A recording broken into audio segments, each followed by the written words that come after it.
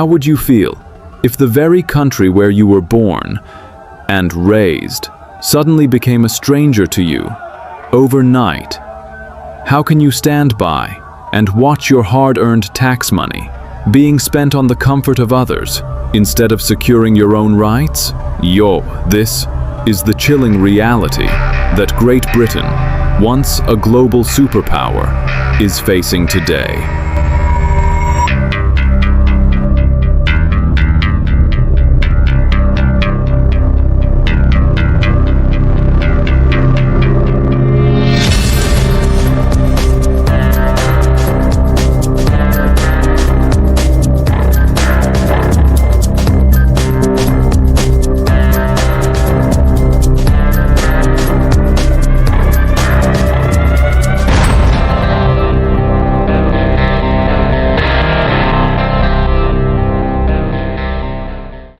In this episode, we turn our lens toward a global flashpoint, a crisis that is fracturing the United Kingdom from within.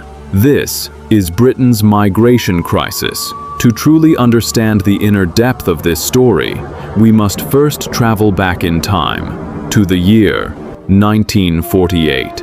A massive ship docks at a port near the River Thames in London. Its name? The Empire Windrush. From that ship, around 500 black passengers step onto British soil. Why did they come?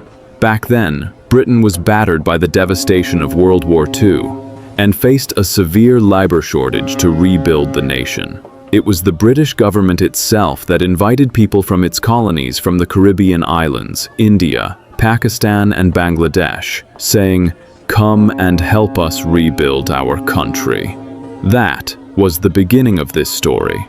Time moves on, and we come to the year 2004. The European Union suddenly decides to admit Eastern European countries, like Poland and Hungary, into the bloc. Now, the EU operates under a core principle: the free movement of people. This meant anyone from a member state could enter Britain without a visa. Then what was the result? Hundreds of thousands of Europeans flooded into Britain in search of work. It created an unbearable pressure on the local population. And that is exactly why, in 2016, the British public voted, "We do not want the EU. We want to control our own borders." We call this Brexit. But Brexit did not solve the problem. When the influx of people from Europe stopped, British hospitals and care homes faced a massive shortage of workers. To fill this gap, the British government brought in hundreds of thousands of workers and students from Asian and African nations, like India and Nigeria. And they did not come alone. They migrated with their families, as dependents. What was the ultimate outcome? The highest net migration in British history occurred after Brexit. This became the major turning point in Britain's modern history. Now, let me take you to the biggest headache in contemporary Britain. As you may have seen in the news, thousands of illegal migrants cross the English Channel from France every single day, risking their lives in flimsy rubber dinghies to reach Britain. Many are desperately poor, fleeing war-torn countries like Syria, Afghanistan, Iraq, and Palestine.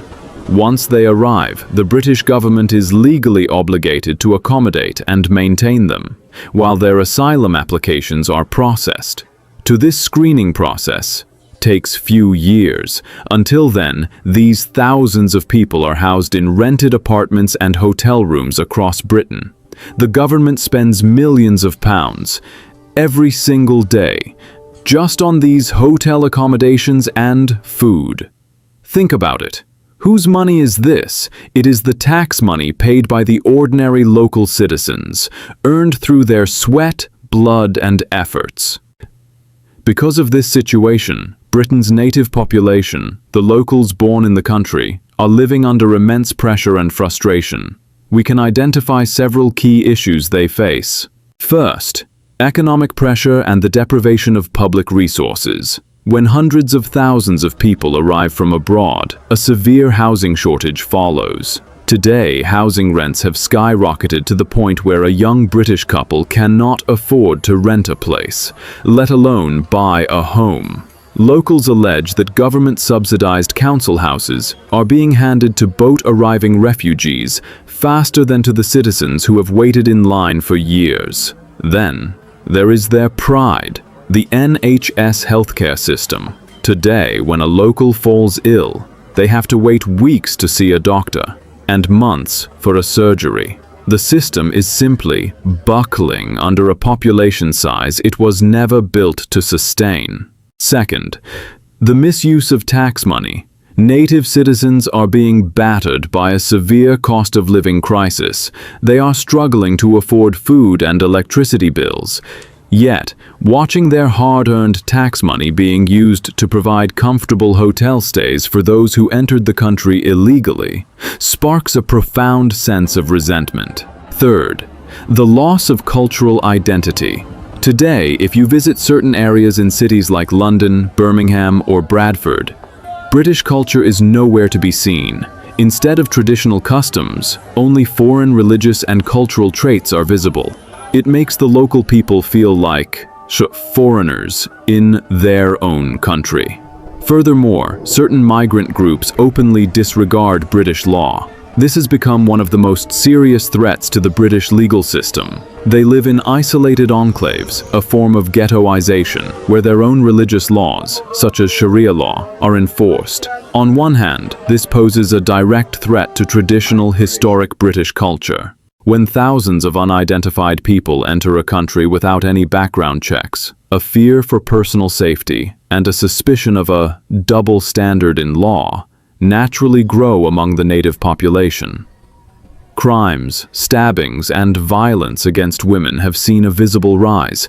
These have now become frequent headlines. Recent acts of violence targeting young girls pushed the native population onto the streets in protest. And here lies the gravest accusation made by the locals: two-tier policing, the double standard of the British police. Locals argue that when migrants break the law under a religious banner, the police remain silent out of fear of being labeled racist. However, if a native citizen takes to the streets to protest against it, they are suppressed with extreme severity. This has deeply disheartened the British public. This accumulated pressure is precisely what triggered the severe anti-immigration riots and violence across numerous British cities recently. Rather than mere racism, it was an explosion of frustration that had been brewing within the public for years.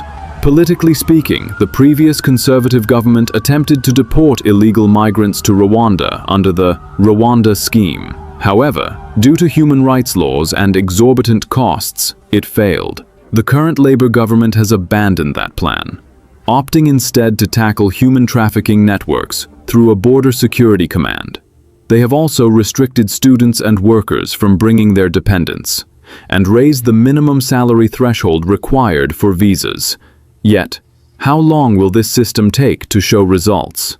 And by then, how much economic and social damage will the British public have already endured?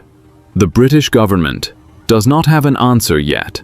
In conclusion, the migration crisis in Britain is not just a question of closing borders. It is a delicate, painful balancing act between acquiring the workforce needed for the economy and protecting the nation's public resources like housing and healthcare. The ultimate priority of any nation must be the safety and welfare of its own native people. The catastrophic consequences of forgetting this principle are now visible to the entire world just by looking at Britain.